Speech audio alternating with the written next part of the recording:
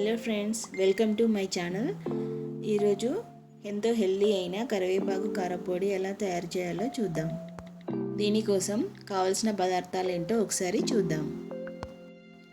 అరకప్పు మినపప్పు, అరకప్పు నువ్వులు, పావు కప్పు శనగపప్పు, 1 టేబుల్ స్పూన్ ధనియాలు, 1 టీ స్పూన్ జీలకర్ర, నిమ్మకాయ సైజ్ అంత చింతపండు, 10 నుంచి 15 మిరియాలు, 10 నుంచి 15 ఎండుమిరపకాయలు, 10 నుంచి 15 వెల్లుల్లి రెబ్బలు, తగినంత ఉప్పు, అలాగే కరివేపాకు ఒక పెద్ద బౌల్ నిండా తీసుకొని శుభ్రంగా కడిగి ఎండబెట్టుకోవాలి.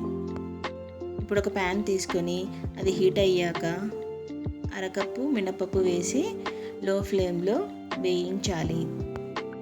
ఇవి లైట్ బ్రౌన్ కలర్ వచ్చిన తర్వాత ప్లేట్లో తీసుకొని చల్లార్చుకోవాలి.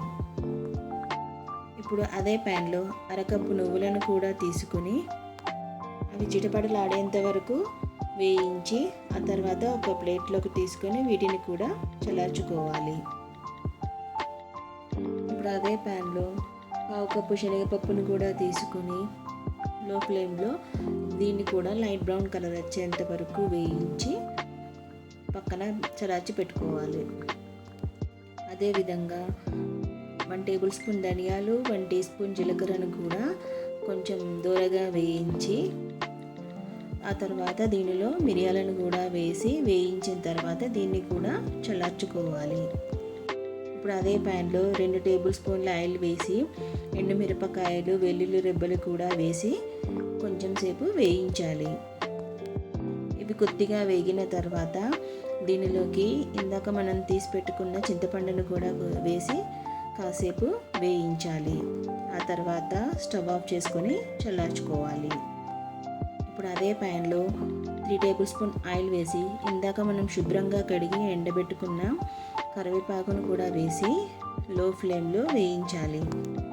కరివేపాకు అనేది పచ్చివాసన పోయేంత వరకు అటు ఇటు వేయిస్తూనే ఉండాలి.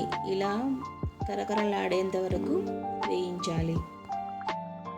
ఇలా మనం కరివేపాకును చేతిలోకి తీసుకుని తుంచి చూస్తే చిన్న ముక్కలుగా కట్ అయ్యేంత వరకు వేయించాలి. ఇప్పుడు స్టవ్ ఆఫ్ చేసేసుకొని ప్లేట్లో తీసుకొని వీటన్నిటిని చల్లార్చుకోవాలి.